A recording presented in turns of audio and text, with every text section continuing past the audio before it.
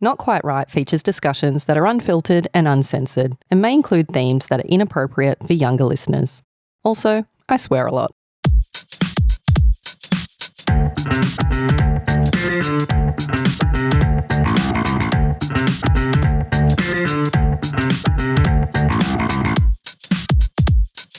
Something doesn't seem quite right.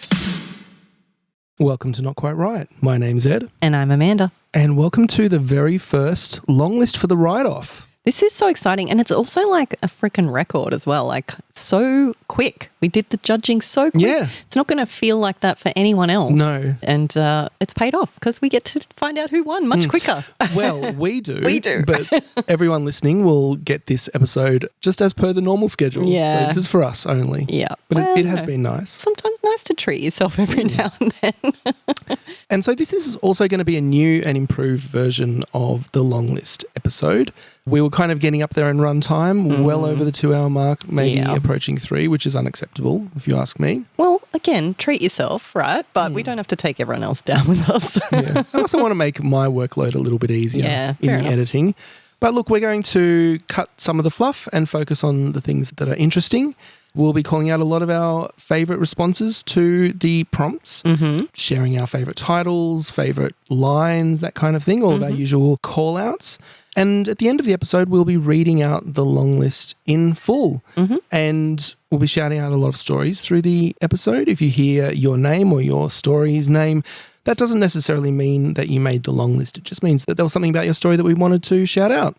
So hang around to the end of the episode and you will hear the long list in full.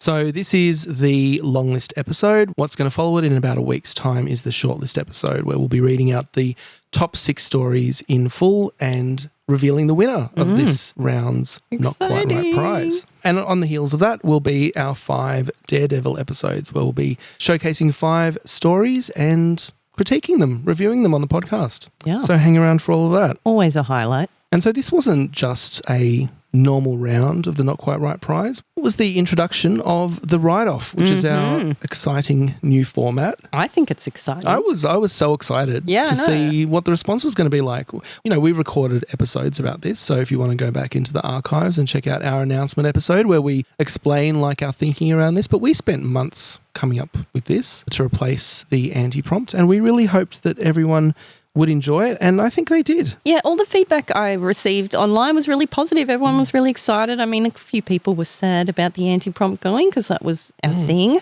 and nobody likes change, let's be honest. But I think this has been a good one. I think certainly people felt more confident with the prompts, felt a bit more free, and that's what we wanted. So I'm glad to see that that was the case. And so, yeah, as part of this, we've got this overarching theme, and that was one of the things I think that we thought might be a little bit confusing to people, that might think that that was like one of the prompts and they had to write a Wild West themed story, and that didn't turn out to be the case. People really understood. I was really happy to see that, because I was concerned, you know, and it doesn't matter. Of course, you could write a Western. That's totally fine. But we just didn't want to see an influx of Westerns at the expense of like whatever else it was you might have wanted to write. So that was really cool. I felt like people did get that, and that was a relief.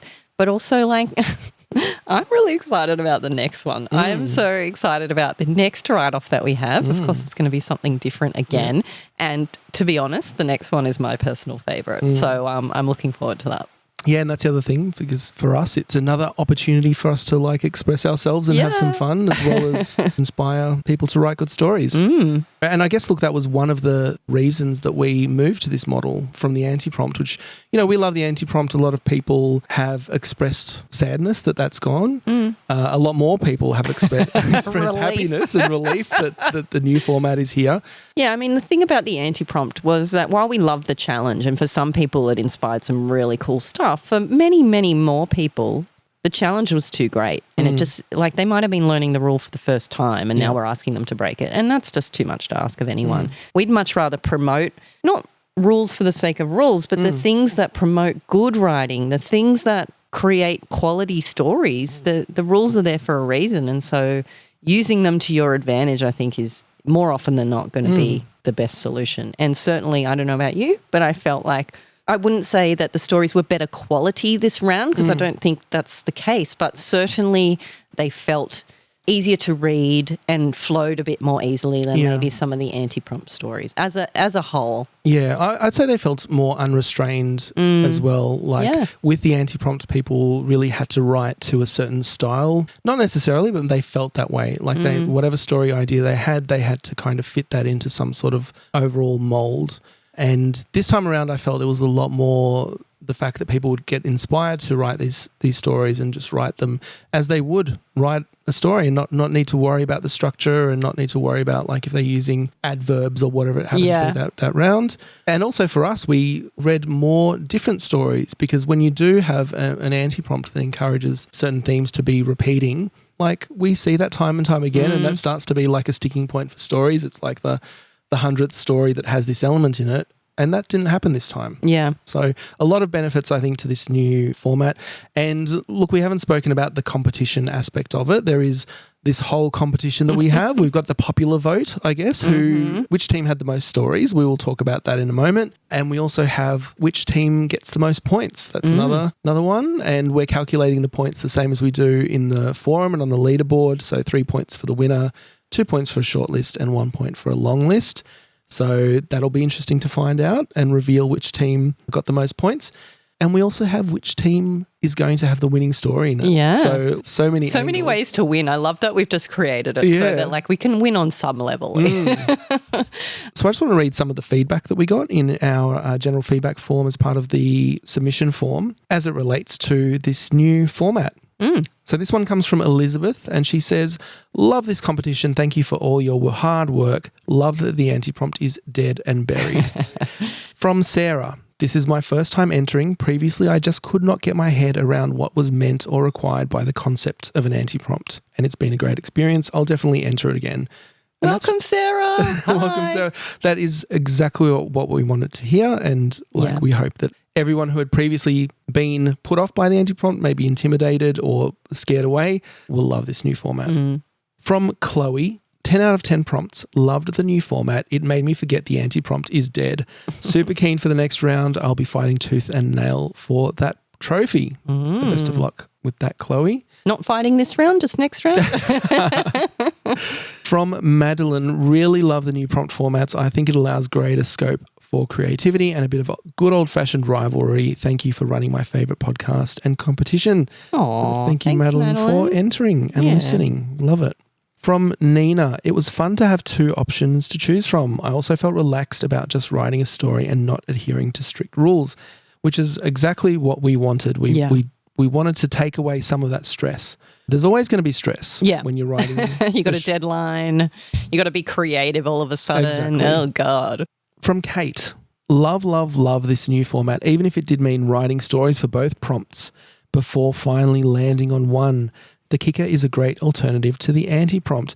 And yes, that's what we wanted the kicker to be. We had to have something that was a little bit different, that could promote people to think outside the box and come up with different ideas.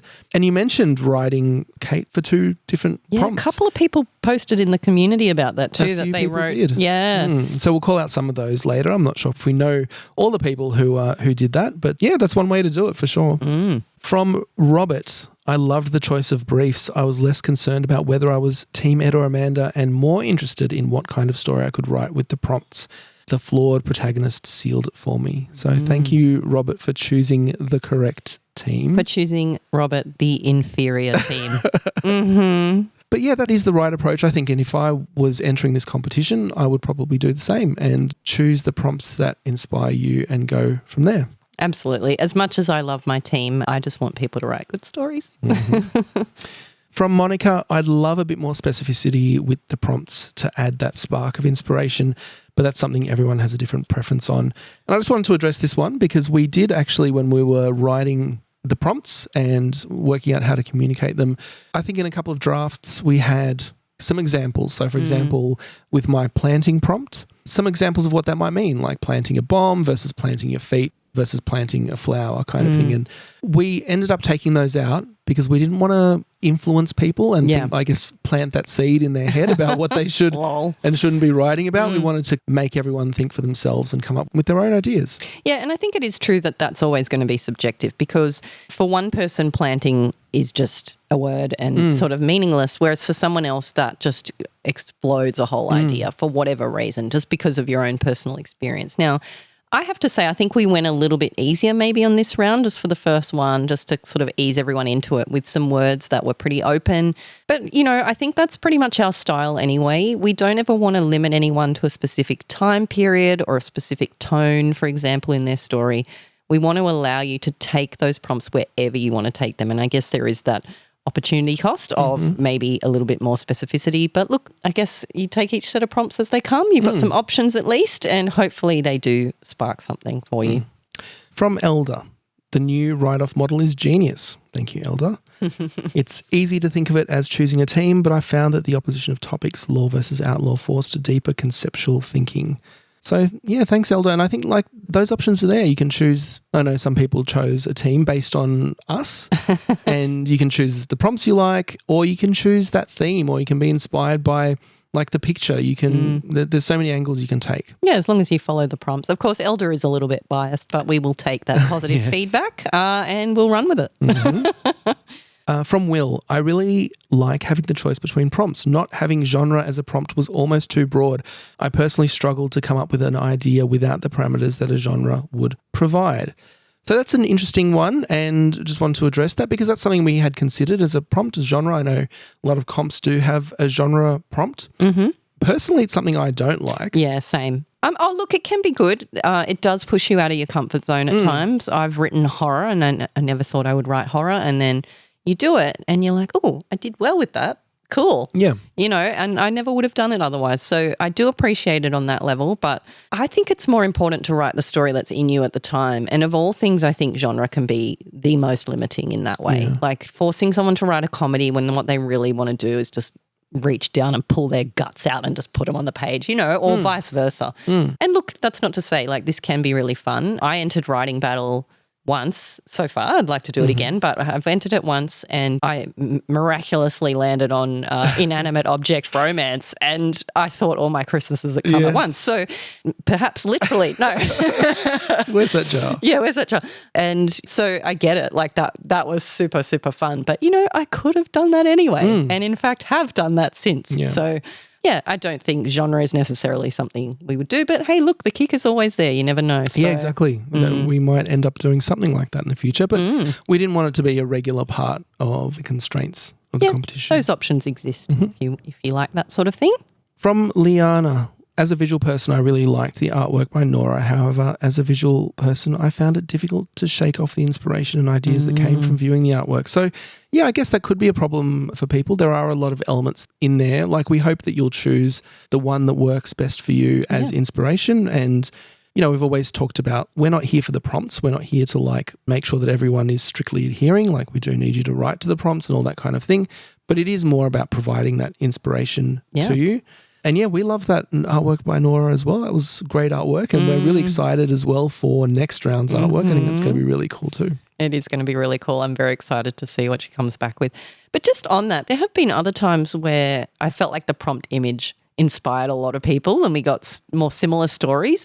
What's interesting this time is that we didn't get a lot of Westerns, which perhaps we were expecting to get and we're ready for. But what we did get was this, I think, subconscious thing, and you know what I'm talking about, Ed, which is this Southern twang that was coming through in the voice of a lot of stories. So if you left the G off, your ings in your story, something darling, then you are one of many. Because I think, something about, there was a theme in the voice, more so than usual.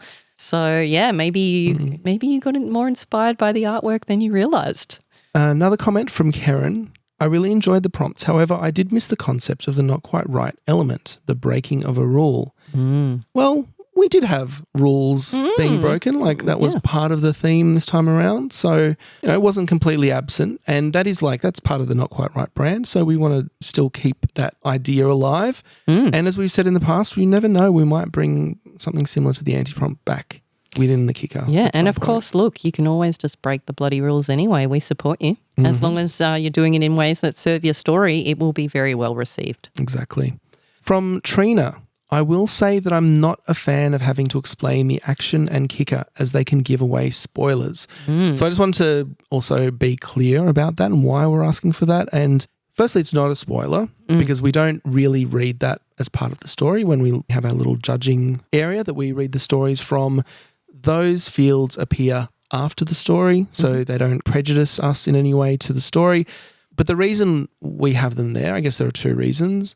One is that in the past we've done that analysis ourselves and tried to work out what people have done for their action prompt and their anti-prompt. And there are cases where we find it hard to make the case, and that's especially a problem when it gets to the shortlist and maybe the long list as well. We want to make sure that all the stories that we have rewarded in that way do meet the prompts. And we've struggled with some in the past. So we don't want to have that problem. We want to get to that stage and have some assurance, read your comment and know that, yes, you've thought about the prompts, you've incorporated them into your story, and this is how you've done them. And the other thing that is really helpful is we also have that as a resource for stats. So we can also look back and see how people reported themselves as approaching the prompts, and we will be sharing a little of that later on. I don't know if anyone can hear it, but just in case you can hear it, there is thunder and rain going on outside. It seems to happen every time we record, which is really weird. It's hot all week. It's God. God was a fan of the anti-prompt. From Ruth, I love the give and take of feedback in the community forum. It was amazing, line by line constructive feedback. The more stories I read and gave feedback on, the more people returned the favour. Great learning all around, which I love to hear. We love the community. We stay away during judging in case you're wondering why we weren't kind of hanging around and commenting on stories. We need to be impartial and judge blindly, so we can't be reading those. But it's great to hear that people were supporting each other in the community, and we hope that if you're a little bit kind of wary of sharing your work, just go on there. I think it's a great group of people and everyone is very welcoming and supporting there. Yeah, absolutely. And you make a good point there too, Ruth, which is that, you know, the more stories you feed back on yourself, the more feedback you get on yours. And that's always going to be true. So if you're on the community and sort of feeling like, oh, why didn't my story get much attention? The one thing I can recommend to you is to go around to as many other stories as you can and provide to them the kind of feedback that you would like to receive, obviously respecting if they've indicated what their feedback preferences are. But if you give them feedback, then you're going to get it in return. Not in every case, but that's basically your surefire bet to get a lot more feedback on your story. And it's always going to be helpful to get the diverse perspectives of other people. Couldn't recommend it highly enough. So good on you, Ruth. Well done. And final message from Melissa. This is minor, but I've always wondered why it's 60 hours. And that's a great question. Should we get Mathma Chicken in here? I mean, the reason why we even mention it at all is because of time zone maths and people getting confused and afraid and frightened of the time zone conversion. And just to make it really clear, because we've also had some feedback around calling it midnight when, you know, for many people, midnight is the AM of that day, and therefore midnight on Sunday is the very, very start of Sunday, whereas, you know, colloquially midnight can either be evening or morning. And so we added the 60-hour explanation just to make it really clear when we were talking about. Some of you may have noticed we've actually changed the time to 11:59 p.m. just to make it extra clear what time we're talking about. You can still have that extra minute, so don't worry. It's really just for clarity. But in answer to the question, why is it 60 hours? Just because it is, I guess. Furious Fiction is 55 hours, and I assume that's Dean's doing because it's FF, Furious Fiction 55. Like, he loves a pun. He loves that kind of thing. I don't know. I think it's because they released the prompts at 5 p.m, but maybe, who knows? But it's 5 p.m. Friday, 55. The first Friday. First Friday. It's all Fs. So I'm assuming that's Dean because that's very Dean coded. But in any case, we rounded it up. We went to 60. Yeah, and bit of extra time. Why not? Yeah, thanks for asking. And so that's all the messages I'll read. But I just wanted to acknowledge that we got hundreds of messages, so much positivity. And that's one of my highlights is at the end of the comp, going in and reading all of those comments and just hearing that everyone's had a wonderful time. It's so rewarding to hear that. It really is rewarding. But for me, the one thing I found challenging was the number of people in there saying, sorry, Amanda, I had to choose Team Ed. I love you. Please don't hate me. It's like, well, listen, I don't, but my heart's breaking a little bit. Yeah. So as long as you're fine with that, it's okay. And we will reveal those results very shortly. But I also want to say we also did get some feedback, just general feedback on what we can do to improve, things like technical things, and just want to acknowledge that and say that we do read those and we take that on board and we're always trying to improve. So thank you for sharing that with us. So before we move on, we actually got a voicemail from Eleanor Menzel, who is one of our daredevils this round. So we'll play that now. Hi, Ed and Amanda. My name's Eleanor from Victoria, and I was wondering, what do you call the stories when you're picking the long list and the short list? Because you don't know our names, who the authors are, and some of the titles are pretty long and clunky. Sorry, not sorry. So, do they ever get nicknames? Do you say the whole thing, a key portion? Do they ever get their own little in-joke names, or is the process so fast that you don't have enough time to individually rename each piece? This is something I've actually been thinking about for the last 2 or 3 comps, so I'm glad I finally managed to ask. Thanks so much. I really enjoy the show. So thanks for your question, Eleanor. Nice to hear someone overthinking their title that's right. instead of underthinking. No, that's great. And the answer is absolutely yes. Yeah. We do give nicknames to stories. So by the time we get to shortlist usually, or even long list, when we're making decisions and we're discussing different stories between each other and comparing them and trying to decide. Yeah, absolutely. A story with a long title is going to get a nickname. Yeah. You know, when we talk about titles and what makes a good title, sometimes we say that a title that recalls the story is really effective. And that's one of the reasons why, because when we're at this stage of like comparing and talking about stories, it's great when you can just quote the title or quote one word from the title and know that the other person knows what you're talking about. Sometimes if the title is very different from the story, because we've just read hundreds of stories, you're not going to know which story that is based on the title. So that helps sometimes. And sometimes we just invent a title for the story that we will know what it means. And that could be like the main character or like the main element from that story. The memorable element. Yeah. For example, Cara Robson's story, which had a very long title last round, became the Vajankle story. Yeah. So, yeah, absolutely. We do give them nicknames. And when you're thinking about your title, I mean, you don't need to think about what nickname we give it, but definitely thinking about how that title will recall your story is an effective way to keep it in our minds as we're judging. So thanks for your question. And we look forward to as well, Eleanor, diving deeper into your own story in your Daredevil episode. Maybe we'll tell you what the nickname was that we gave to it, if I can remember. All right, let's move on, I think, to the stats. All of the numbers, you know, the juicy numbers. As clearly we're all loving numbers. So it's not an issue for any of us at all. So we received 323 entries this round. One was withdrawn for publication during the judging process, which is great. Like someone someone had also submitted their story elsewhere and were accepted. So we, I don't think they were expecting to hear back quite so quickly. But well done on that. Yeah, no, that's cool. So total number of words read 156,415, which is about the same as Lord of the Rings, The Two Towers by J.R.R. Tolkien. That's a hefty book. It is. Yeah, it's pretty hefty, and we do read many of those stories more than once. So as mentioned, did that in record time this time around. I sprained my brain. More than it already was.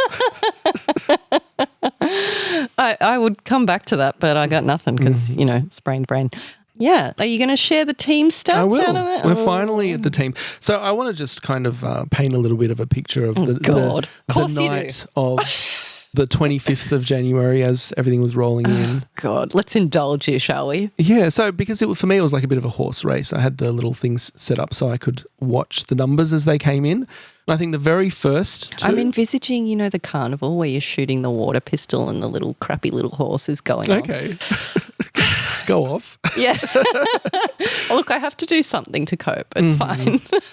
So the first two that came in was one for you and one for me. So that was That was lovely. And then, it went quickly downhill. And then from there it was quite heavily in my favour. So it was almost 2-1 for the next 24 hours, right up until maybe the last, I'd say 10 hours or so. People started coming to their senses, waking up out of their stupor. It was great. I also follow elections and things, and you look at the numbers come in and how the numbers change, and it's exciting. And this is kind of the same kind of thing. It felt like an election to me. Mm-hmm. And because it went up to parity, and by the end and close to the end, like at midnight, it was within 1 or 2 from memory. We were neck and neck all the way up to the end, and it had been like 2-1 in my favour for so long, and then it was neck and neck. So was your team more likely to like revise and submit late? All the good ones, all the goody two-shoes doing their very best right up until the deadline. Yeah. Maybe. So it's interesting to see that tendency, and also the big factor that decided it in the end, really, because it was neck and neck at the end. Who resubmitted more? That's really what it came down to. When I went through and removed the first entries that people had resubmitted later, that's when we saw the final number. Go on. And look, I'm not going to gloat because it was actually close. It was close, and it was not 2-1 by any means. So the final results: Team Ed with 168 entries at 52%. Well done. And Team Amanda, 155 entries, 48%. So there wasn't much in it. Not bad. 4% swing, 2% either way, which is like a close election. I'll take it. And to be honest, you know what? I'll admit it. I preferred your flawed protagonist prompt. You came late with that. I did. You were like last minute, like, here's my prompt, boom. And I was like, shit. Well, here's how this worked for our listeners, because you're like on everything. You're months ahead. You're months ahead. You're like, here are my prompts for like 4 months in the future. And for me, I can only focus on the thing I'm doing now. And then when I've done that thing, I do the next thing. And what I was focused on, I believe, was like editing. Of course, no, naturally. it was reading flash Website. fiction stories. So I wanted to get that off my plate to clear up my head to then think about the prompts. And you'd shared your prompt with me, which was the law one. And I was like, that's really good. What am I going to do? And so I took a good few days to think about it, and then that's what I arrived on. Well, So- good fun. But I think yours was just as good. No, it was. I feel like they appeal to different people or maybe different moods on the day, which is exactly what we want. Like, to some degree, I think the law prompt maybe was a little bit more straightforward and therefore easier to come up with a concept for, maybe. But I did hear somebody speculating online, and I believe it was Sally, so hi Sally, about maybe Team Ed stories inspired more character-driven stories this round, whereas Team Amanda stories might have been a little bit more plot-driven. And you know what? Once you said that and I reflected back, I'm like, I think that's actually quite true. Your kicker focused on the anti-hero or the villain or whatever they might be, the flawed protagonist. And therefore, that's your focus. That character becomes central to your story and to your idea as you're forming your idea. Whereas if you've got to incorporate a law, then you start to get a bit clever with, okay, well, what law and how am I going to play with that and what's going to happen? Is it going to get broken or upheld or whatever it might be, depending on the type of law that you went with. So, yeah, I think it's true. And you know what? I think character-driven stories are really strong. And so, therefore, it's great to be inspired to write something more character-driven. But I did quite enjoy the plot-heavy, stuff that I was receiving. In my case, a lot more sort of action-adventure than we normally get. Yeah. I found there were more sci-fi and fantasy as well. I sort of feel like people were playing with that idea of laws in other worlds, or looking at our laws but through a different lens, as you sometimes do in sci-fi and fantasy fiction. So kind of cool to see how you get those different vibes that come through. Absolutely. And we'll go into some more detail about the prompts in a moment. So look, I'm very proud to have won the popular vote for this. Congratulations. For this inaugural write-off. But that's not the end of the story. We will also be tallying up the numbers, the points from the shortlist and the long list. We'll do that right at the end of the shortlist episode once we reveal this isn't a winners. Popularity contest ultimately, is it? That sounds like what a loser would say. And so, as I mentioned, some people did write for both teams, but we forced them to choose one team or the other. Can't vote twice in any election. And those people were Martini Lynn with Change in the Weather for Team Ed, Trina High for Butter or for Worse, or Butter Luck Next Time for Team Amanda. And I'll also say to Amanda, Butter Luck Next Time. Oh, fuck off. And finally, Jade and Christopher, If These Floral Corbets... Butter luck next time. If These Floral Corbels Could Talk, and that's for Team Ed. And if these floral corbels could talk, then they'd be doing a better job than you at this point. So well done, true. floral corbels. Mm-hmm. Bet they can say picnicking first go. Why are you being so mean? Because I'm butter. I'm a bit bitter. I'm a bit of butter. Mm-hmm. So yeah, you're welcome to write for both teams. Like there's nothing stopping you. It's technically possible, as people have demonstrated, but we do make you choose. You have to absolutely choose. You don't get any extra points, but go for it. Yeah, go nuts. All right. All that being said, let's get into the prompts. And I'm going to start with the Team Ed prompts, share some thoughts, some results, Why and not? a few You love call-outs. going first, don't you? I can't help it if I'm a winner. Maybe you should learn a thing. Oh, okay. Let me watch and learn now. Go. Try and string a sentence together. I'd love to see it. Shut up. So my word prompt was the word quick. And that's obviously like to pair with draw. Quick draw. Quick draw. So quick as a word, I think it's easy to disappear into a story. It does have a few uses outside of just the word quick to mean fast. And you can use those uses or you can just have it slip away into the background and that's fine. So the most common uses, and this is actually 88%, so 149 out of 168 stories. And they may have used it in other ways, but they used it as just meaning quick or quickly.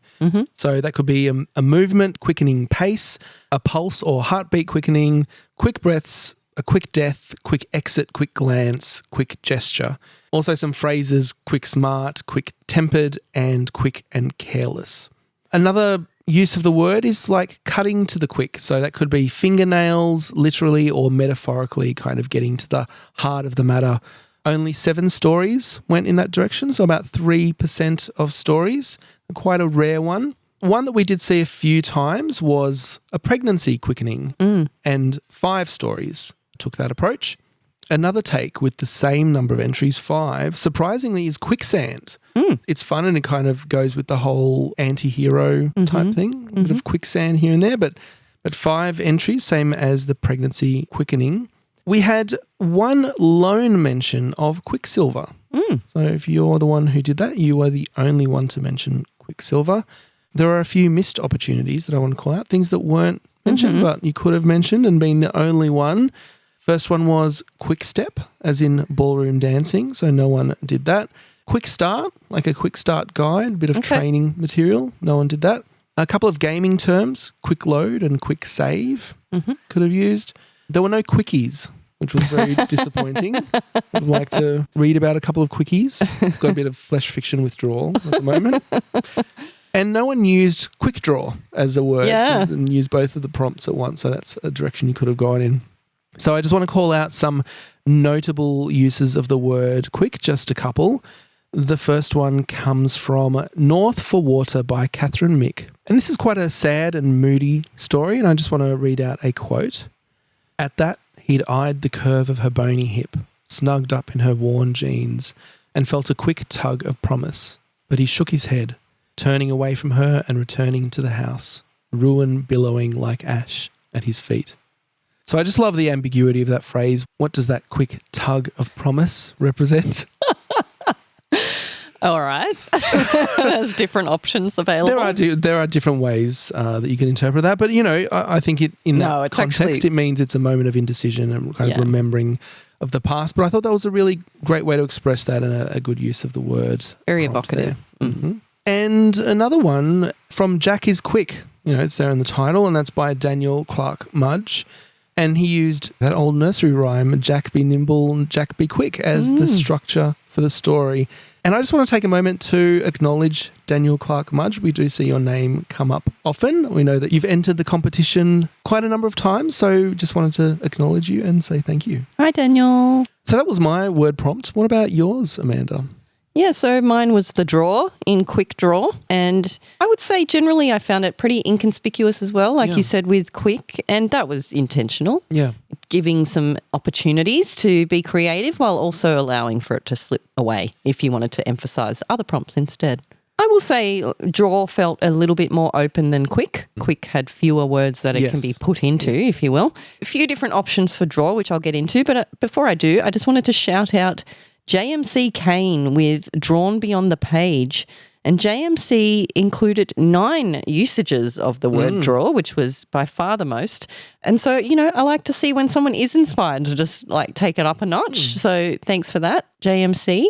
As for common usages, and thanks to Dean for helping us out with this one, unsurprisingly, perhaps the most common usage by far was pictures, drawing pictures, drawing lines, like drawing as in illustrating or making a mark with a pen or similar. So that was by far the most common. I'm actually surprised by that because I would have guessed like just pulling something towards you would be more of a natural thing for more people to kind of slip in. Well, and we did have a lot of that. So to draw out or to draw in, so that kind of that movement, drawing out a weapon or drawing breath as well. So pulling in a breath kind of thing. So those were also super common, but very varied in how they were presented. We're not always drawing in or out the same thing. We also had a lot of draws as in from furniture, right? So a kitchen drawer or something like that. So there were plenty of those. Another one that was popular was drawing conclusions, which I wasn't surprised about. And we had a few withdrawals as well of varying kinds. Unfortunately, on my team, one disqualification for not using the word draw, which is a shame. It's always going to happen. It's just one of those unfortunate things that goes on when you're rushing in a comp, so I understand. But just a couple of notable ones, some that were a little bit different. We had 2 drawn baths, so people drawing a bath. We had 2 uses of the word drawl, as in like an accent, which isn't surprising given that we had so many somethings and darlings. And then I also just wanted to call out A Second Chance Pursuit by S.A. McNaughton. And S.A. McNaughton mentioned a drawing room, which was the only instance of that. So that was creative. Thank you, S.A. And then also in The Drawbridge Rule by Victor Cabinta, it was drawbridge. You might that might have been a little bit evident already, and quite a few usages of the word drawbridge as well. But I quite like that one. That's something very different. So we had that feedback that sometimes the words are a little bit too open and therefore don't provoke sort of an idea. Yeah. But if you go down those Google rabbit holes or start to do a bit of a mind map or brainstorm your words, then sometimes you find these more rare words that do spark something a little bit different. Absolutely. So if you come across the word drawbridge and that inspires something for you, and it did in this case inspire something very different and creative. So thank you for that, Victor. But yeah, overall, I would say the word pretty much disappeared into the background. There was a lot of different variety, and so it never felt overdone or irritating, as some word prompts have been in the past when they start to really stand out to you. Like our very first one, the word write, R-I-T-E, really stood out. So I kind of prefer it, to be honest, to let the story do the talking and to not be distracted by a single word. Me too. And I also say that in this new format, given that we also have 2 words, we have 2 of everything. It's like a divorced family. That's right. We don't just get stuck on one thing the whole time. So there's a little bit more variety as well there. All right, so let's move on to the action prompt. So my action prompt was planting. Another thing we considered, we wanted the prompts to offer a contrast. So that choice would be more compelling for one or the other. So mine was the word planting, which fits this theme of an outlaw. I was imagining things like planting evidence or planting a bomb. But there's also a lot of other ways that you could plant something. You could plant your feet and plant an idea, sow a metaphorical seed, perhaps of doubt. And so all of those approaches were taken. So about 20% approximately, these stats are all very approximate, about 20% of people went with a physical thing. So planting something physical like hand, feet, planting a kiss, planting one's own body, like on a chair or on the floor, planting evidence, planting drugs, in some cases planting dead bodies or corpses, especially in gardens as well. 2 modes of planting, and obviously that fits well with the kicker prompt. Planting objects and, at least one planting of a bomb, which is exactly what I had in mind. So very good. But we also did see ideas and doubts being planted, the seeds of love, the seeds of change, those more conceptual plantings made up for about 18% of stories. And there are a few, I guess, lesser used ones in the context of sex, like a baby is planted in a womb, very powerfully in a couple of examples that I recall. There was at least one instance of face planting, which I love. Great take on the prompt. But I think by far the biggest category of planting was actually plants. So people planting plants, people planting seeds. What a shock. Yeah, so not shocking, I guess. I didn't think it would be that high, but look, I know that also people want to make sure that they've met the prompt, and we don't want to tell people how to interpret the prompt, but we want to let you know that it is open and that we do want you to kind of go as wild as you can with your imagination and choose weird and wonderful interpretations if they speak to you. Or you can choose the literal interpretation if that speaks to you as well, but you don't have to do the literal interpretation just to satisfy the prompt. So, but a lot of people did do literal planting of seeds and flowers and plants, which led to a lot of stories having scenes that were set in gardens. And also, with that flawed protagonist kicker, they often ended up burying someone they'd killed. So just to call that out, that is a trope that we have in our Common Tropes article that you can see on the website. Yeah, so a while back now I consulted with some judges of some other competitions out there and talk to them about the common flash fiction tropes that we see in our competitions. And we all pretty much were in agreement on several of those. And as a result, I put together this article, and it's on our website, so just look that one up. I believe it's called Flash Fiction Tropes. And I believe it's called Hubby's Garden Grave. Yes. And it was very specifically often a disgruntled woman who's had, it's the final straw with her incompetent or infuriating husband of many, many years, and she kills him. And then she goes and buries him in the garden, and then there's a satisfied scene at the end where she's looking at the plants and admiring the plants that are above the body. So, yeah, just calling out, I guess, that is something that we see a fair bit of. Yeah. And I think, Ed, in this case, you saw even more again. Well, we'd encourage everyone to just check out that article to know what those flash fiction tropes are. We always say about this, like, you can write tropes. You can write stories about someone burying someone in a garden, and that's not a problem. It's all about, you know, how you write it, how well you write it, what your twist is on that. So it's not necessarily a problem, but it's always good to be aware of the kinds of stories that judges get again and again and see again and again, because, you know, often those are the stories that people are compelled to write. And that's why they get them over and over again. It's because they're resonant ideas, okay? So each person has thought of this independently as their own idea, which I think is absolutely fascinating. But I did see, in fact, one story where someone subverted the trope. Yeah. And they said sort of like I'd been imagining killing my husband and burying him in the garden, and then they took it to somewhere different. And to me, that's really cool. That's very exciting because it shows that you're thinking that next level up again. And that's the way to do well in a competition, is to stand out. So I guess we just want to be your friends and be really open about the kinds of stories that we see and say, look, just so you know, this is the kind of story that we see a lot. And if you're going to write it, absolutely go for it. But just be aware so that you can maybe lift it in your own way and give it something different to what we're used to seeing. No, exactly. Yeah. All right, so I just want to call out some of the notable responses to my action prompt from my lovely team. And for all these call outs, I was going through all the stories and all the listing and pulling out some of these. There are so many more that I could have called out. So I just wanted to say that. And if you don't hear your name being called out, it doesn't mean that there wasn't something I loved about your story. But, you know, we're trying to keep this episode under 2 hours if we can. So there's that. So the first one, From an Old Soul by Chloe Weathersby. And in this one, a protagonist discusses the possibility that their consciousness was planted in a body intended for someone else. So very interesting and unique take on the planting prompt there. The next one, from W.J. Arthur, our incumbent reigning champion. From her story, Frankenstein is My Bible, we have Mary Shelley planting her scientific ideas in the fiction of Frankenstein. Another unique and compelling take, from The Farmhouse by Daniel J. Hagen. In a physical manifestation of his bitterness over being cheated on, James grows roots and branches that plant themselves in the foundations of the farmhouse. So very different there, very unique take. From Garden of Deceaton, which is a great title, by Becky Swank.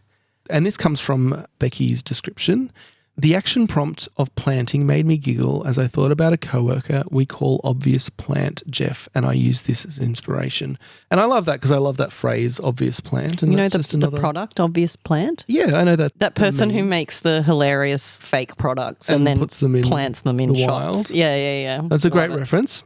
From the Durian Scam and Other Foul-Smelling Things by Lincoln Hayes, which is all about this durian scam where cleaners plant a durian to get the durian fee. I feel like I've learned something. Yeah, here. that was new to me. And so that sent me down a rabbit hole, and that was a lot of fun. So thanks, Lincoln. From Budding Thoughts by Sylvie Soul. The protagonist is chlorokinetic, which means that they have the powers of plant manipulation. Oh. So there's some planting going on there and some plant manipulation. Very cool. From Mama's Devil Is Me by Bobby Richards, which is about generational abuse told in poetry. And that was one of the ones that had that planting of the seed through sex. And it was a family member in that case. Very shocking stuff, but very powerful stuff as well. So well done, Bobby. And finally, from Queen of the Mountain by Rachel Phoenix. And I'll read the opening sentence or so there. I'm Sigma Alpha Epsilon Legend. PIMP, Pussy Magnet Player Award, all 4 years. Plant that D and part. So that was certainly an interesting use of plant there. Well done, Rachel. Interesting voice there. And as I said, there are many more that I could call out, but I'll leave it there for the sake of time. But let's hear from you, Amanda, about your action prompt. All right, yeah. So as you said, we had planting and we had chasing. So two quite different prompts, kind of opposite really in a way. You've got something staying in one place versus something getting chased. And I guess my general thoughts, I sort of already mentioned this, but we did see more action adventure in Team Amanda, I felt this time. So pursuits of criminals and outcasts was a fairly common theme. Of course, we also had people chasing each other romantically, so a lot of relationships. And then we had animals chasing each other too. So cats and dogs, as you might imagine, and geese, some wild goose chases and a game of duck, duck, goose as well. So that was good fun. But, you know, not all the stories were fun. We also had people being chased by their own inner demons on some level. So that was a theme that I saw a bit of as well. But again, I will say that even though like some of these ideas were quite common, they didn't feel repetitive. I wasn't getting a sense of like, oh, I've read this again and again and again. It was all very different and fresh, which I enjoyed. And I just wanted to call out a handful of stories that I think took a strong approach to the chasing theme. And the first one of those is Clause 7.5 by Fiona Stoffer. And I thought this one was really quite clever, where I just said we sort of had a lot of chasing in relationships and romantic chasing. In this one, we had the male main character was breaking the law to get the attention of a law-enforcing female main character. He's like, I've tried to get her, didn't work, I'm going to make her chase me now. And I thought that was really fun. So instead of just chasing her himself, he's like, you're going to chase me. Very clever. Thank you, Fiona. I also wanted to call out Suffer and Sockatash by Sheridan Bell, because that was the first story. It wasn't the only story, but it was the first story where I read a mention of a chaser as in a drink. So, you know, you drink a shot and then you have a chaser afterwards to, I guess, drown out the taste of the shot. And I guess I was kind of expecting to see that, knowing our entrance. And so I was kind of like, oh, good, finally, you know, when I saw that. And there were others, but thank you, Sheridan. But maybe less of a thank you to Scott Simon, who took it a step further with his story, The Bro Job Clause, Unchased. And if the title doesn't tell you enough, I will spell it out for you. So again, we have a chaser, and the chaser is a Monster energy drink. Right. But the shot, inverted commas, is a blowjob. Oh. So bros giving each other blowjobs and then chasing it with a Monster energy drink. This lines up well with your recent TV viewing. Oh, hello. Yes. Heated rivalry. So, yeah, the Monster energy drink is the chaser and the shot is a blowjob, which is pretty full on. But it does, given our theme for the round, our artwork and what have you, it does bring new meaning to the term cock-sucking cowboy. So, wow. So thank you / no thanks, Scott Simon. And then finally from You're Being Dramatic by Piper Oderlin, it was a sperm chasing an egg. Right. So coming back to that planting theme we've got planting, we've got chasing. It's all the same. I guess it's all pink in the dark, as they say. Well, I just think it's interesting that people just get inspired no matter what, right, to write these stories. It's like, doesn't matter what prompts you give me, I'm going to take it straight back to sex. Well done. Yeah. Thank you, team. Okay, well, let's move on to the kicker. And I think this is what people are here for, really, isn't it? yeah, the kicker is a lot of fun. That's what we want. We want it to be different. We want it to be fun. We want it to be like a little bit of a wild card kind of prompt, something that we can inject with our own sense of fun. So for this kicker, I went with this idea of a flawed protagonist. And, there's several words you can apply, a villain protagonist or an anti-hero. Those are different things, but really I wanted to just see a protagonist who was like morally ambiguous, and that fits the outlaw theme. And I felt that would be good inspiration for people as well. I feel like we get a lot of flawed protagonist stories generally. People like to write that. Especially in Flash, where you can just kind of get away with it a little bit. It can be difficult to sustain empathy for a flawed protagonist throughout an entire novel, although, of course, it is possible. But in Flash, it really can be fun to take that little slice of life and look at, or even just as a writer, like pretend for a minute that you're the villain. It is good fun. So we had a lot of fun takes, a lot of criminal takes, as you'd expect, especially given the theme and the image. Put them into some general categories. Again, these are quite loose in terms of the numbers, but maybe about 20% I would call violent and dangerous. So that's characters that commit or threaten violence, murders, killers, torturers, that kind of thing. About 10% were criminal and corrupt, so non-violent. But that's our white-collar crime. Exactly. Thieves, fraudsters, con artists, corrupt officials, that kind of thing. About another 10% were morally conflicted, so basically just varying degrees of moral compasses all over the place, ethical lines being crossed, making questionable choices. About 5% were in the category of psychologically troubled, so some mental health issues, some delusions, paranoia, narcissism, that kind of thing. About the same number that you'd put in the category of like relationship failures, people who betray through affairs, abandon their families, and then just various other, selfishness, ego, and other revenge-filled stories. So those are general trends. So some of those, obviously, characters crossed multiple lines and they were violent and dangerous as well as psychologically troubled. So those are not hard and fast categories. Do you know what's interesting? Just talking to my friends in the coven, some of whom write romance novels and who have had issues with flawed protagonists, specifically in the romance genre with women who cheat. Yep. And that the feedback can be vitriolic on these stories. Now, from the perspective of my friends, the authors, they're writing a story. It's a compelling character. It's not necessarily passing judgment one way or the other on this character. It's just saying that's their backstory and now they're moving into a different relationship. And I just find it interesting how, and this is across fiction generally, but in this particular case, how people attach themselves as if it's a real, true thing and are bringing obviously stuff from their own life and putting it on that character. And then almost to the point of abusing the author or like maybe not abusing, but like passing judgment on the author and giving them low ratings on the book because the character has a bit of a sketchy past, which I think is fascinating. It's like the author didn't necessarily do that themselves. I mean, it's got nothing to do with the author. It's just about this fictional character and their backstory. I've seen that actually in my time on Goodreads, that people do have that view. It's genre dependent, right? And it's also a double standard because we don't read a book about like someone who's a murderer or whatever and go like, oh, I can't believe like you would write about it as an author. Yeah. You would condone this sort of behavior. That's what I mean. It's just fascinating. It's like, okay, I used to watch Neighbours, love Neighbours. There, I've said it, all right? I admit it. And when Dr. Carl cheated on Susan, I wanted to punch his face in like the rest of Australia, right? Which is valid. And if I saw that actor in the street, I'd get still that feeling. But that's different because you've seen him do it. Because I've seen him do it. But I know he's an actor. I don't hate the actor. I'm sure he's actually gotten that response in real life. Oh, he would have. But this is the thing, he would have. But also, I don't go to the writers of the show. How dare you make Carl cheat on Susan and who, like, I hate this show now and I'm switching it off. It's like, first of all, that was quality television. Yeah. And second of all, it's a story. I just don't get it. I don't get how those two things But also get some conflated. genres like romance, like I think the reason that people read them as well is to get into that world and identify with that character and live that fantasy of that character in the book. So and forget for a moment that people are actually assholes in the real world. So I just wanted to make a few comments about this idea of a flawed protagonist and some observations from some of the stories I read. And it's an idea that suits flash fiction really well because it's inherently drama-filled, right? But I wanted to issue maybe some warnings as well.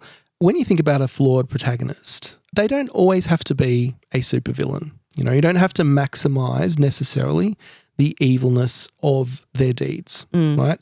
And I say that because there is a lot of drama that can be gained from that kind of thing. But I think actually there's power in just having a character who is more real, right? Feels more real. There's a bit more humanity in them, a bit more relatability, or even if not relatability, like they might still, you know, be vengeful or have... I'm vengeful as fuck. That's relatable. Yeah. But they have to at least be understandable, right? Yeah. And you have to be able to... Build empathy for that. Yeah. The more out there and the more supervillainy they are, the harder it is, I think, to relate to them, because they're also, as well as being the villain, they're also your protagonist, and your reader is naturally going to want to identify with them.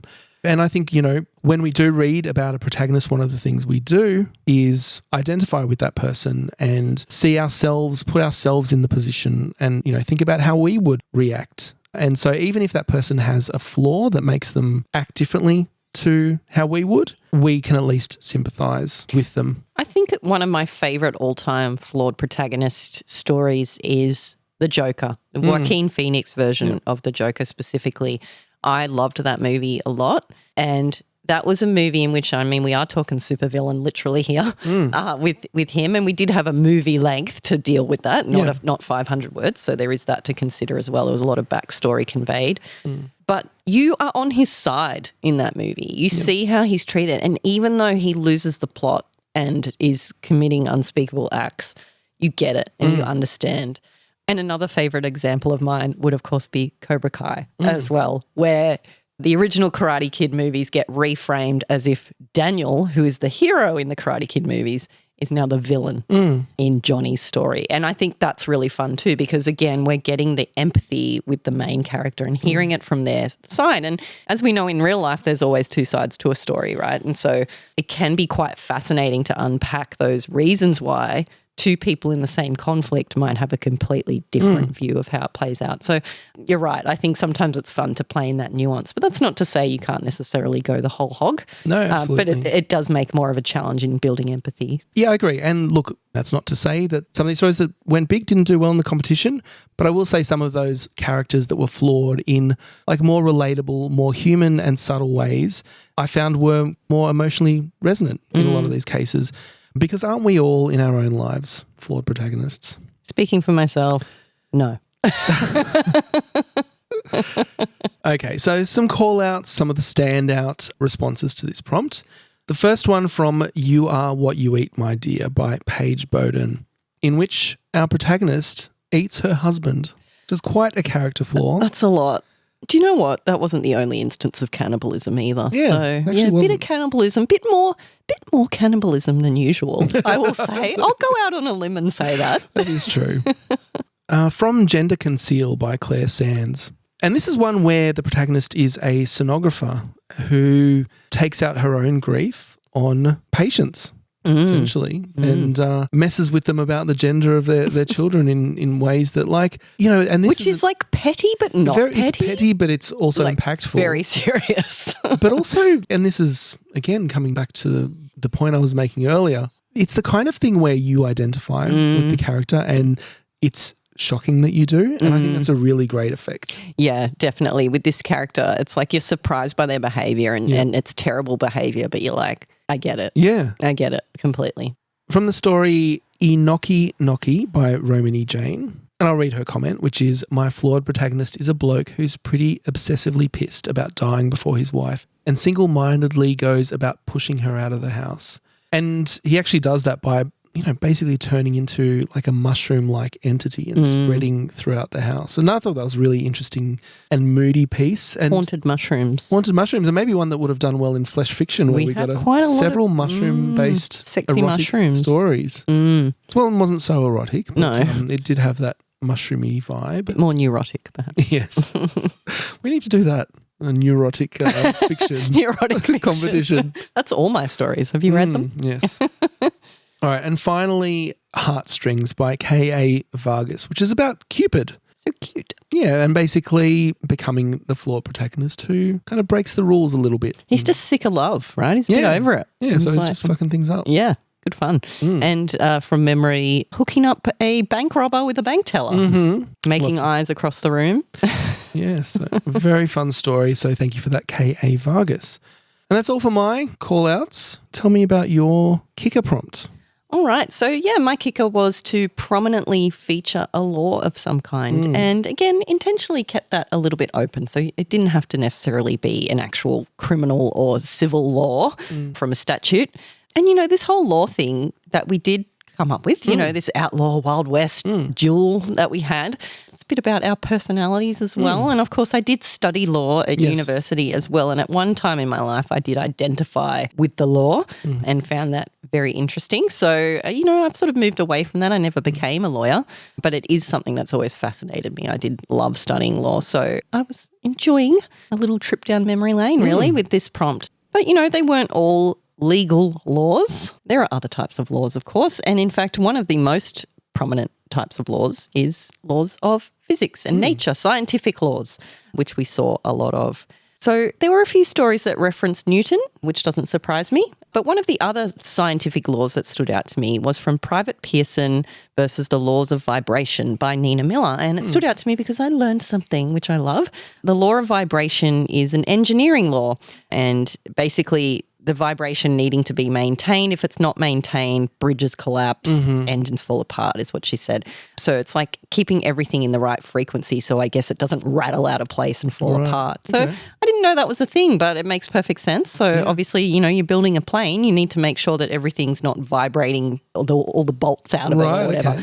So another popular one was the law of attraction, which is, of course, manifesting, right? What you put out into the universe will come back to you. So quite a few stories included the law of attraction, which I'm a big fan of.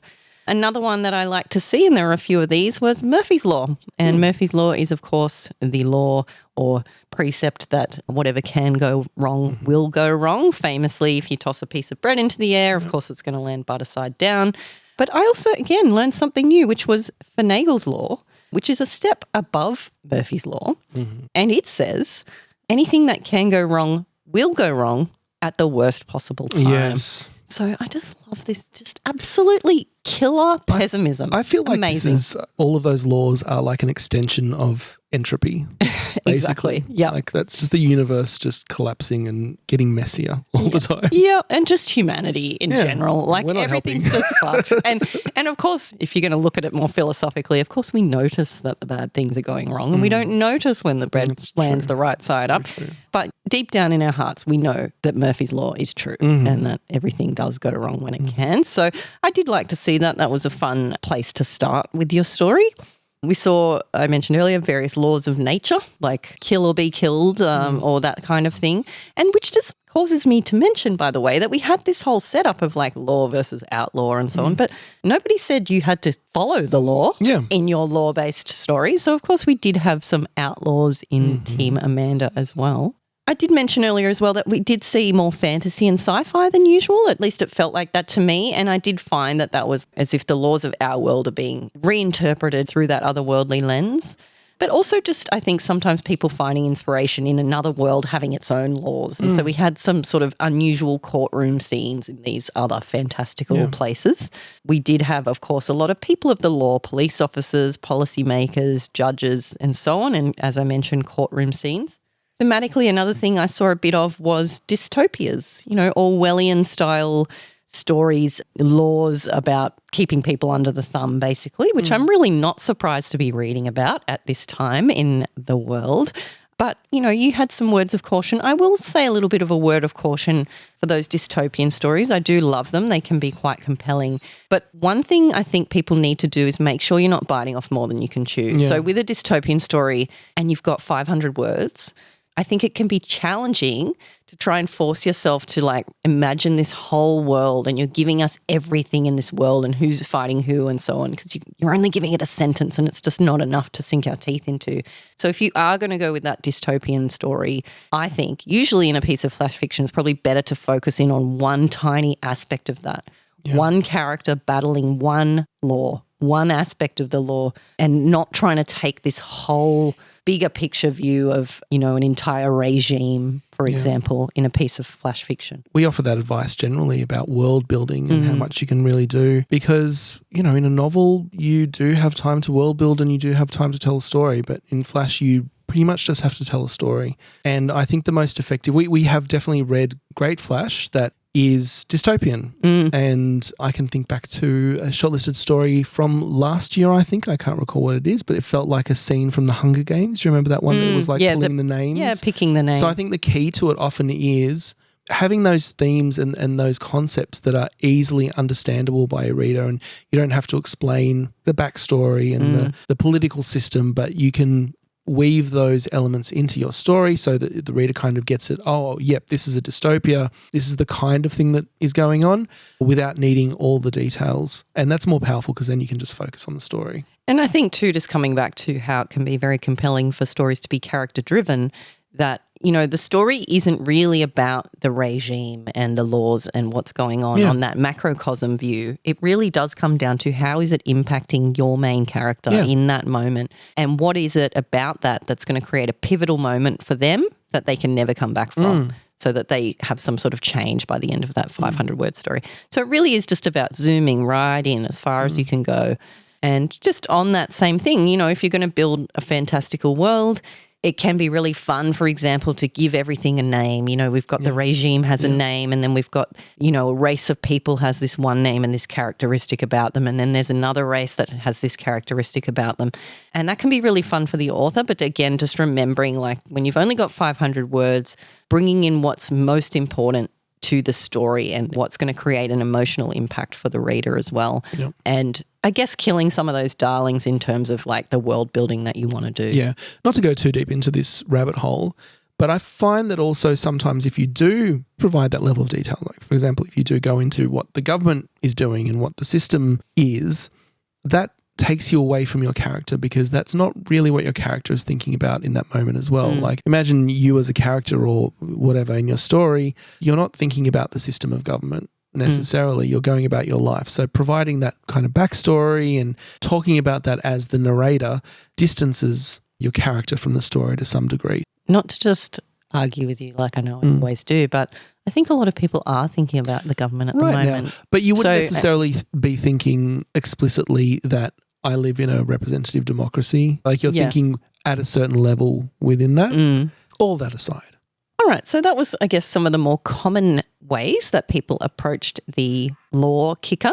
But I just wanted to call out a handful of special takes that stood out to me. First up, we have They Looked Away by Laura Phillips.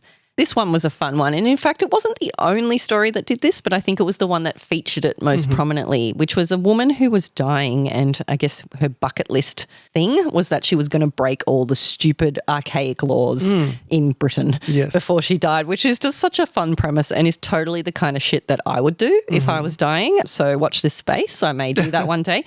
But yeah, those archaic laws where it's like, oh, you can't have a dog on the roof of your car or something. I remember the Simpsons episode about this when Marge becomes a police officer and she's like, horse not wearing a diaper. Exactly right, which is totally also my vibe, by the way. I could just as easily be the person enforcing that shit as the person breaking it. So as I mentioned, there were a few stories that went down this path. Some of them were actually dealing with laws that it's actually a myth. There's myths that persist that something's illegal and it's not really. So some of those ones were actually myths, but either way, it's fun, right? It's good fun to think about these stupid laws. So thank you for that. From Follow the Rules, Stay Alive by Miranda Tuttle, we had what is maybe a little bit generously called the law of the final girl. The final girl in a horror movie, right? Yep. The law being that she's the one who always survives. And I thought that was really good fun, and that story had a little bit of a twist, which I enjoyed. So thank you for that, Miranda.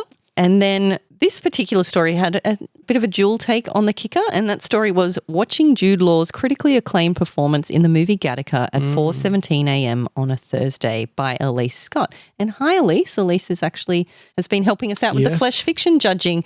Super creative take where the law was Jude Law. Yeah, so that was really good fun. Thank you, Elise. That's exactly the kind of shit I love to see. Of course, really, I just want to see great stories, but it's always fun to see us really ridiculous take on the prompt as well. So thank you. But also on a deeper level, getting into what Gattaca was getting into, which was the law of biological determinism. So the theory that basically human intellect and so on is basically controlled by your genes rather than environmental or social factors. And looking at that through the lens of a character with a disability and just exploring that theme. So both of those, of course, Jude Law being the more prominent and focal point of that one. But yeah, that was really good fun. So thank you, Elise, for getting creative. We also had Testing the Water from Erica Charlotte, in which we had girl code being the law. And in this specific case, you don't make a move on your friend's man, which, that's a fun little law, a little way to take it, the girl code. Jude Law's up there, I have to say, but probably my favourite take on the kicker comes from Sammy McLean of the Elm Street Mall Parking Lot by Leo Jin Jai. And the law there was fuck around and find out. So good fun. Thank you, Leo. And really in general, we had a lot of laws. We had a lot of law breakers. We had a lot of conflict, which was really cool about this particular kicker prompt. It really invited the drama of breaking a law or two people on opposing sides of a law, which was very compelling. And I did like how much drama people were able to bring into it. And really, I made the challenge to make it prominently featured, and everybody really did. It wasn't a throwaway. It became central to their story. So I quite enjoyed the variety that I saw. Yeah. So, absolutely. It was a really fun prompt. Yeah, I guess it doesn't seem like it it seems like having the flawed protagonist is the fun thing, and having a law feels like, I have to do my homework, but actually. But there are so many laws. Yeah, and you can have a lot of fun. Lots of different interpretations. So, yeah, we saw some great ones there. And of course, it would be very remiss of me to not mention the story titled Athena's Law by Toronel. Toronel being a former winner, and of course Athena Law being a former winner as well. So Toronel having a bit of fun there. That was about a swingers club called Athena's and a guy who was about to get kicked out. And I do believe Athena has forgiven Toronel for that one, but that was a lot of fun. So thank you for that. And of course, as soon as I saw that title, I rushed straight to that one. It was near the top, I think, that one too. And I think Dean rushed to it as well. So very fun. Thank you. Of course, raised some eyebrows. I did wonder if Athena had submitted it herself. It was her birthday weekend, I'm aware, at the time. And she indicated that she wouldn't have a hell of a lot of time to write a story. But no, she didn't DQ herself on that one. Well done. Yes, Thanks, well Toronel. All right, so that's all we have to say about the prompts. But before we go and read the long list, there are just a few other call-outs that we want to make as well. Just titles and lines that spoke to us and may or may not have made the long list, as we mentioned, but we just wanted to call them out on their merits here. So I'm going to start with a few titles. Yeah, sounds good. And the first one is from Michaela Bishop for her story, Don't Shit in My Yard. Calling it out for obvious reasons. I feel like that should have been a Team Amanda story, because that feels like it should be law. I don't know, it's a kind of an outlaw thing to do, isn't it? I guess. Against the law. A few stories that are a twist on a cliche, which is kind of my favourite thing, I think, these days as far as titles go. Just like take a cliche, flip it around, Wicked Witch. So the first one is Gender Conceal by Claire Sands. A bit of a twist. How Do I Love Thee? Let Me Count Thy Flaws by Joe Binns. And Purple, Prose by Liv Stenhouse, which was clever and referenced something purple very prominently there. The Quick Brown Dog Slumped Over the Joyless Bizarre Fox by Jennifer Lyons Bell. Hello, Jenny. Hi, Jenny. Garden of Deceit by Becky Swank. That was a clever little pun. One more pun, Namaste in Bed Next Time by Neve Hamill. I might do that too, actually. An intriguing one, Lethal Limerence by Casey Coletta, which implies that some shit's going to go down. You familiar with that term? No. Limerence? No, tell me all about it. Limerence. No, I have heard that. So the definition is an involuntary, intense romantic obsession characterized by intrusive thoughts. I believe Limerence was the title of a story we've received in the past where a woman becomes obsessed with her dentist. Do you remember that was one? that regular comp or flesh fiction? Yeah, regular it's all comp. a blur right now, but yeah. No, I mean, there were sexy dentists in flesh fiction, but no, this was regular comp. Yeah. Okay. Yeah. There you go. And so I should have learned that at the time. Anyway, It's in there somewhere, but yes. Yeah. Well, this time it's lethal. From Emily Rinkemer, Ollie Ollie Oxen Free, which, like, I read this and it triggered some deep memory. I don't know if, did you have that term when you were a kid? Yeah, it's not one that we used a lot, but I'm familiar with it. It's not sort of what we said. Yeah, it's the same, but it's one that kind of triggered this memory, and I went down a little bit of a rabbit hole, and apparently it's likely a mutation of a German phrase, which is, and I can't pronounce German for life of me, but Ollie Ollie Oxen Free, which translated means everyone is free, or everyone also is free. So interesting how those little terms come about, but that was one that like triggered a deep memory for me, and I enjoyed. Right. I feel like, is this what you say when you're playing hide and seek? Yeah, exactly. Yeah, but here in Australia, what you would normally do is count down and then yell out, "Ready or not, here I come." Yeah. So yeah. Anyway. Yeah, I think a bit different. This might be also something that you say when you find the person, but I don't know. This is. I remember we're learning about culture here. Exactly. Cultures from elsewhere. So I've got some lines as well, but why don't you do your titles? I would love to. So obviously we're just calling out our own team titles. Yeah. So these will all be Team Amanda stories. Mm-hmm. And the first one I wanted to call out was No Girls Allowed by Honey Homecroft. And I just love that one. Obviously, we're talking Team Law here. Yeah. And when you're scrolling through the titles and you see that, you're like, aha, I get it. Like, that's cool. That's a cool take on that kicker prompt.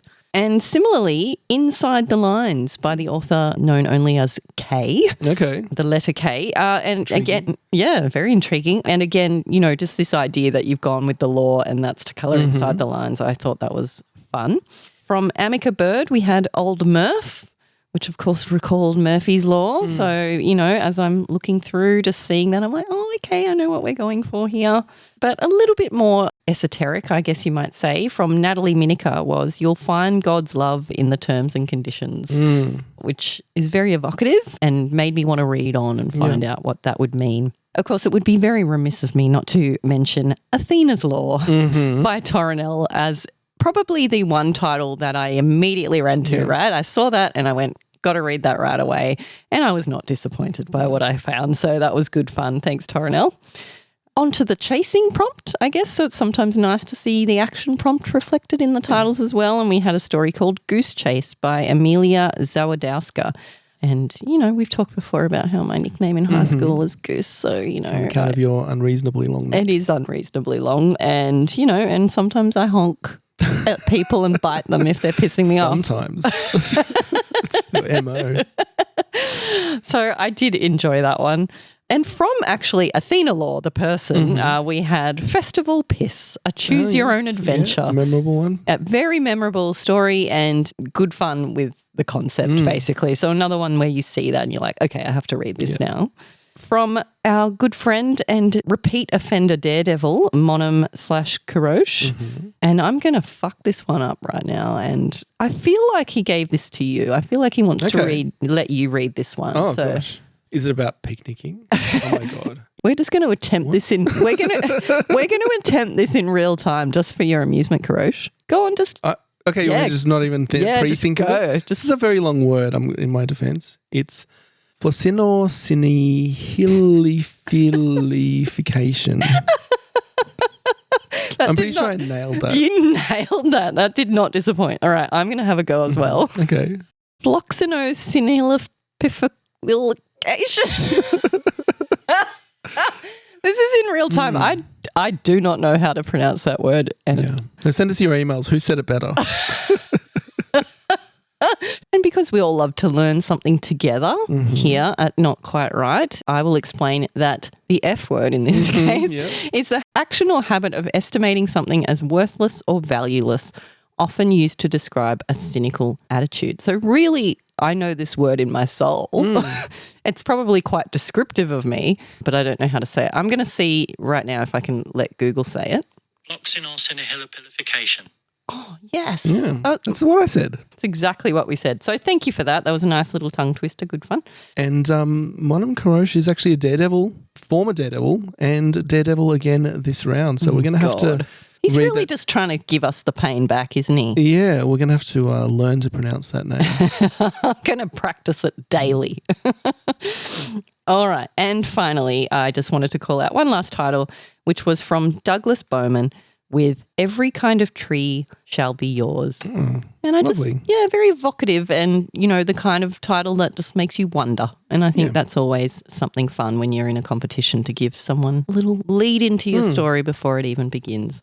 So thank you to all of those people for the extra thought and care you put into your titles there, except, of course, for Kurosh, who your thought was perhaps not a kind one. But we did learn something. We did. We've all learned something. So we appreciate that. Yeah.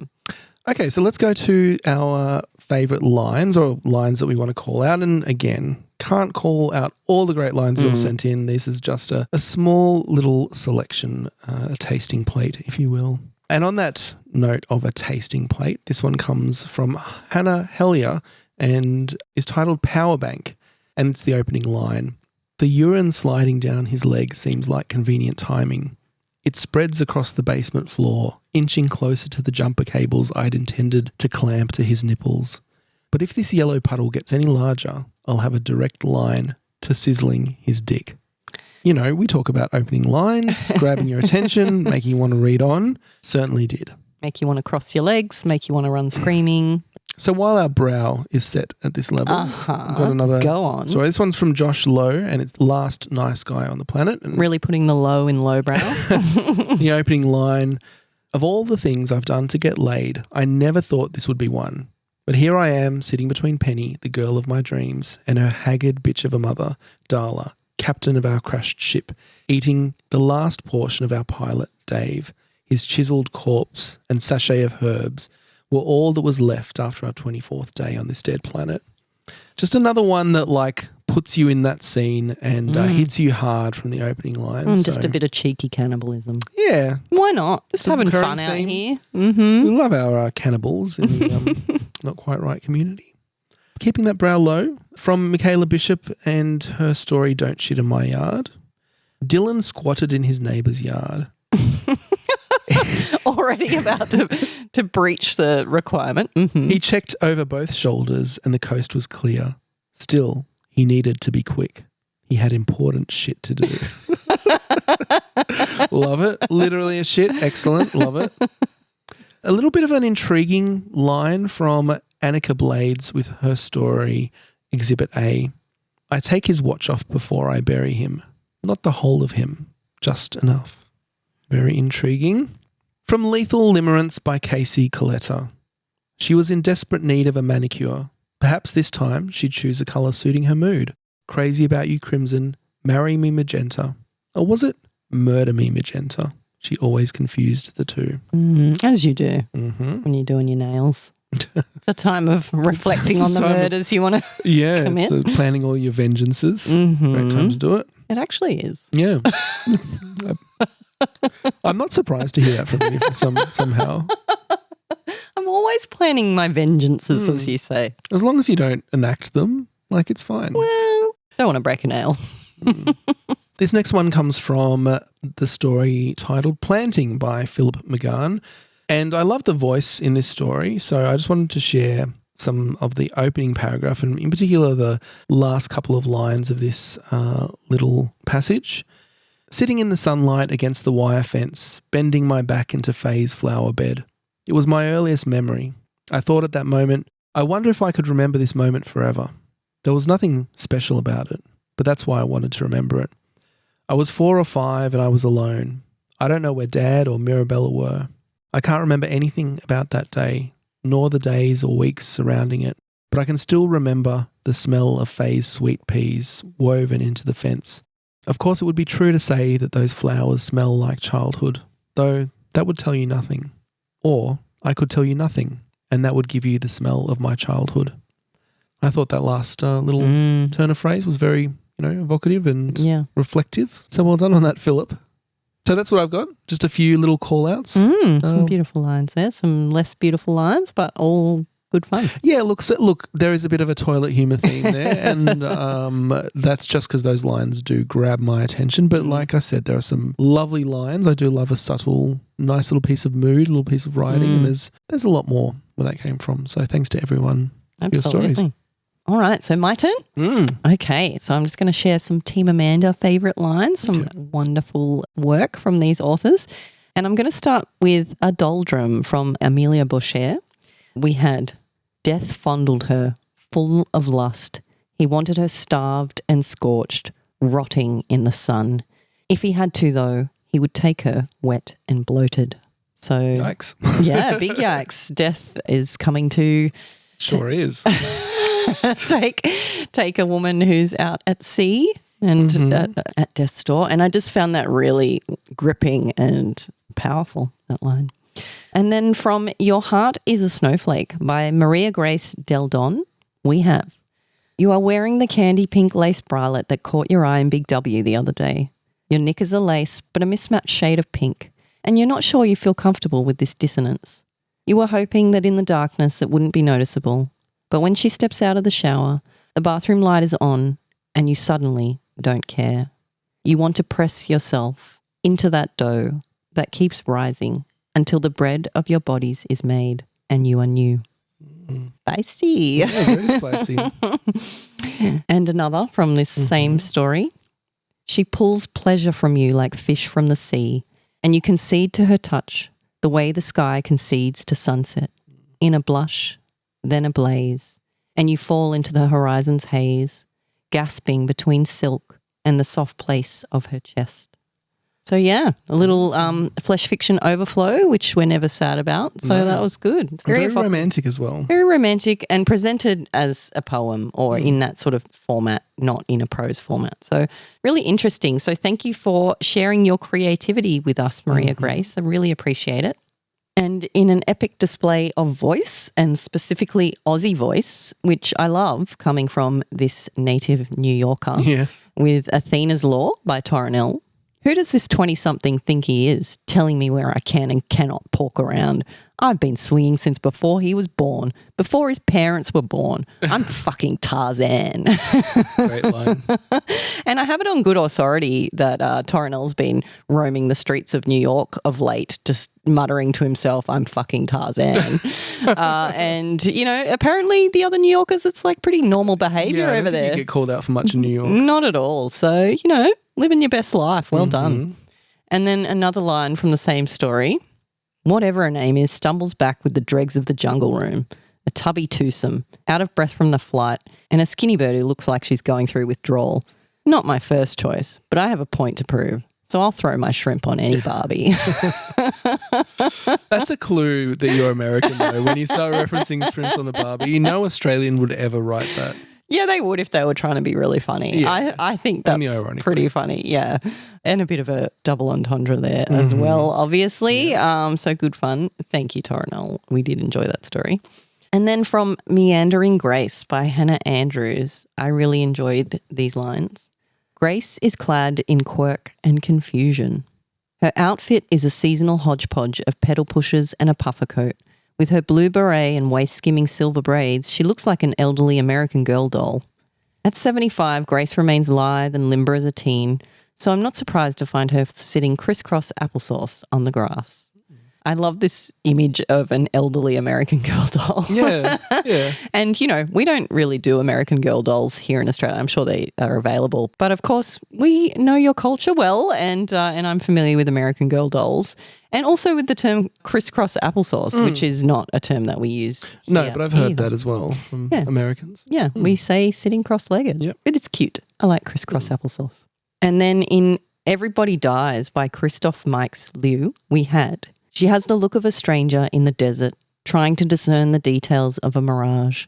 Hospital lighting gives her a saintly glow that borders on caricature. And I love this idea of trying to discern the details of a mirage. Really, really evocative stuff. So thank you for that, Christoph. Really beautiful. And finally, from Luna Point by Stella J, we had something very relatable, I feel, which was Justin raised his phone and faced the usual disappointment. The moon looked worse through the camera, smaller and paler, reduced to a cowering, consumption-ridden Dickensian child. That's a great image. Such a great image. Who has not tried to photograph the moon? Just been like, shit, this moon looks amazing. Yeah. And then you try and take a photo and it's like, oh. And you know what? That's great. We shouldn't be able to capture the raw power of the moon in the phone. But I just love the relatability of that. So thank you so much, Stella. So really amazing stuff from Team Amanda. Not all toilet humour, I would like to add. Look, I had quality stuff on my team. I'm just drawn to the toilet. What can I say? There's a toilet over there on the counter. Your children bought you a pig on a toilet vase. That's right. Which tells you everything you need to know about your relationship with your children. Read into that. Make assumptions about me. So thanks, everyone. Some great lines there. That was fun. And that rounds out the call-outs. Yeah. So I hope you enjoyed those. But it takes us to the business end of the episode. Oh, it's the business end now, not the pointy end. end. You didn't like the pointy end. No, I love the pointy end. It's going to be the business end. I'm going to save the pointy end for next. No, that makes sense. Yeah. But the business end, that's the pointy end. Just get that clear in your mind. We just get it very clear. I feel like it's pretty clear. Go on. That's good. I'm glad we're on the same page. So now it's time to read the long list for this inaugural write-off. Normally we'd say in no particular order, but in this case, we're going to each read out our own team. Yeah. It seems honour our own team members. So, without further ado, the long list for the January 2026 Not Quite Right prize for flash fiction.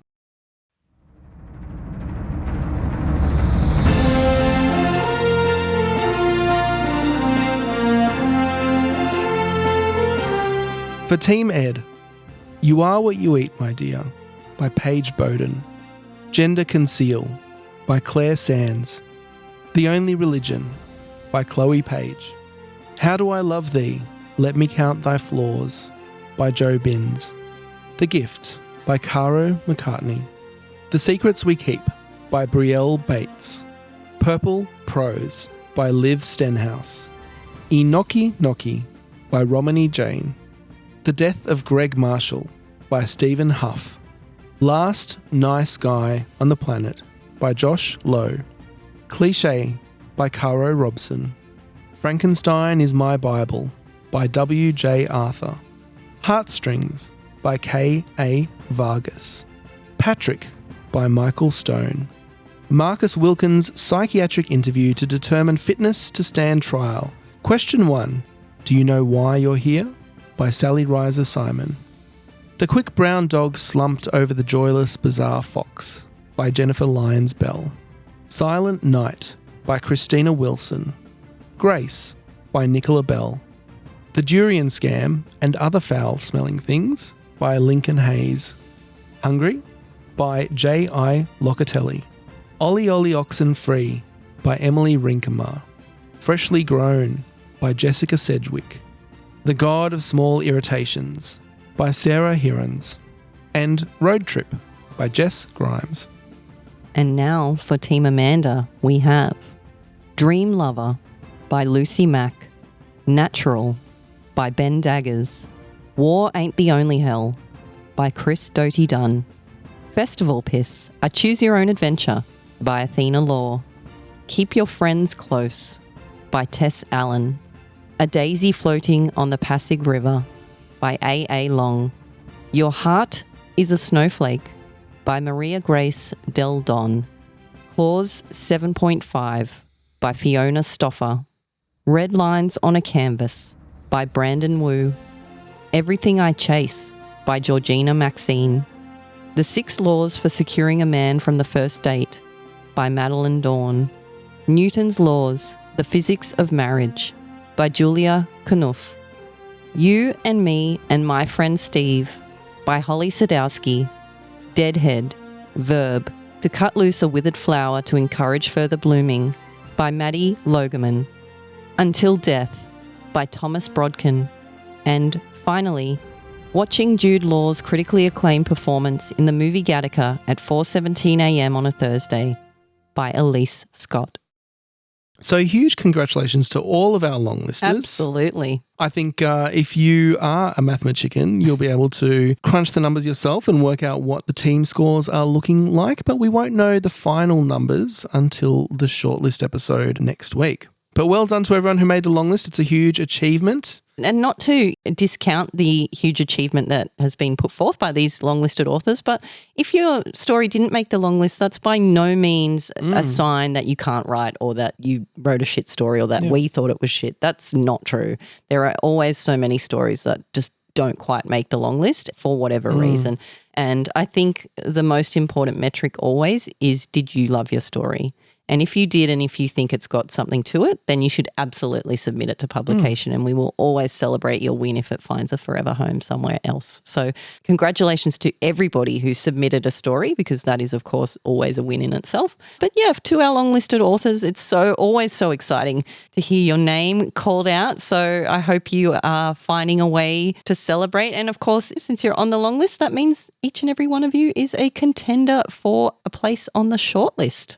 And so if you didn't make the long list, there's still a chance that you will win something. We do have a bonus prize draw. We will be announcing that in the next episode. That's right. So the winning team, every member of the winning team who doesn't win a cash prize will go into a bonus draw. This is a new thing this round. And the prize for that is a coaching session with me online and also a Not Quite Right hoodie. And they are extremely exclusive. There are currently only 2. Yes. And one will be made for the winner. So very exciting. And yeah, we'll find that out in the next episode. We'll do the draw on air. There's also the wild cards to go. And of course, if you didn't make the long list, you're also still eligible for a wild card prize. So stay tuned for that. All of that is coming on the next episode. We also have badges. So if you did make the long list, go onto the website, check out the honor roll, and you'll be able to see all of the badges for the long list for this round. You can share those on social media, boast about your achievement. As you always say, you can print them out, you can stick them on your wall and feel proud of yourself. Yeah, that's right. You can roll it up into a little tube and stick it in a bottle and cast it out to sea. Yeah, you can send them to your enemies. Yeah, I think that's actually ideal. Yeah. Look at me now.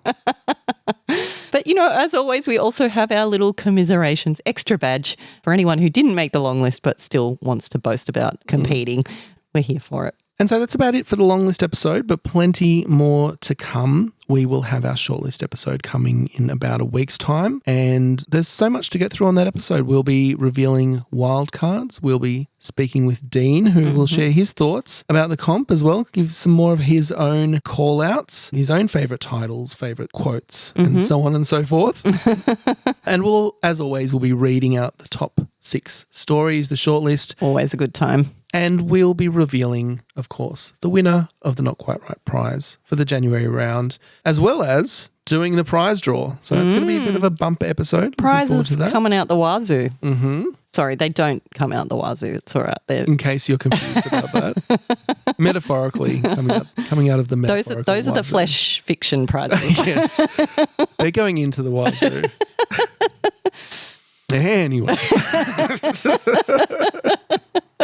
On that note, for those of you who purchased a coaching upgrade for the January round, we'll be getting in touch soon, and I look forward to speaking to you about your story and, you know, strengths, weaknesses, opportunities for improvement. I find it really fulfilling talking to people about writing that way, so I'm really looking forward to that. And a huge thank you to everybody who submitted a story. It is always such a gift. You know, we open it up, we don't know what we're going to get, but we feel that love, and we really can't wait to see what you give us next too. And really, really looking forward to reading the top stories out next week. Yeah, that's always so much fun. It's my favourite episode. Get to have fun reading the stories. Yeah, story time. Adding some little sounds to it. That's always my favourite thing. So yeah, thanks everyone for who entered, and I hope, you know, there's always going to be disappointed people, and hopefully you're not too disappointed. Hopefully you had fun writing for the comp, and I know that we had fun reading your stories. And if you did have fun, tell your friends. Please tell your writing group. Yeah. Spread the word. Or do as some of our writers do and just involve your children in it. Yeah. You know, or your spouse. Or your family members. Yeah. Just, get everyone on board. We'd love to have you. Absolutely. But that takes us to the end of this long list episode. I'm hoping that we kept it under 2 hours. I feel like we did. Fingers crossed. And we'll be back very soon with our shortlist episode and the winner. But until then, ride on. Right on. Thank you for listening to Not Quite Right. If you'd like to reach us via email or follow us on social media, you can find all the links on our website, notquiterightpodcast.com. That's WRITE. And if you enjoyed the show, we'd love it if you could leave us a 5-star review on your favourite podcasting app. Something doesn't seem quite right. Okay, well, let's move on to the kicker. And I think this is what people are here for, really, isn't it? yeah, the kicker is a lot of fun. That's what we want. We want it to be different. We want it to be fun. We want it to be like a little bit of a wild card kind of prompt, something that we can inject with our own sense of fun. But yeah, didn't come out well, but yes. No, it really didn't. You're really just speaking your mind today, aren't you? I warned you. No, you're not sugarcoating anything. I'm really pissed off today. Okay, I won't take it personally then. You should. Okay, all right. Thanks for spelling that out. I'm just teasing you. We're having a good time. You're having a good time. You're enjoying this. I'm gaslighting the experience. shit out of you. This is normal behavior. Everything's fine. Okay. You're enjoying yourself. All right? All right. Let's just do a bit of banter. A little bit of natural banter. A little bit of bants. Cheeky banter. Some cheeky Nandos and whatnot. The term cheeky Nandos is on the list of things that piss me off. It's a very fucking long list, as you know. If that makes it to the list, I'm assuming it's pretty fucking long. What? You don't By the time you get you to don't have things that piss you off like that? Yeah, I do. Of course you do. I do. You're a human being. That hurt.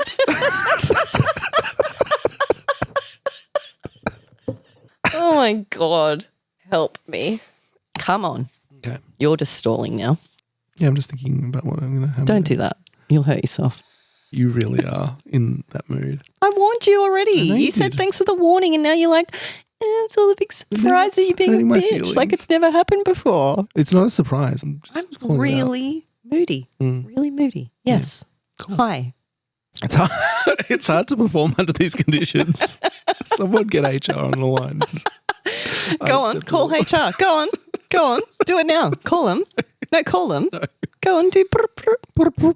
Is this Hello, HR? HR.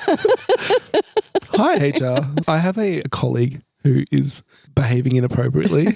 She sounds great. Go on.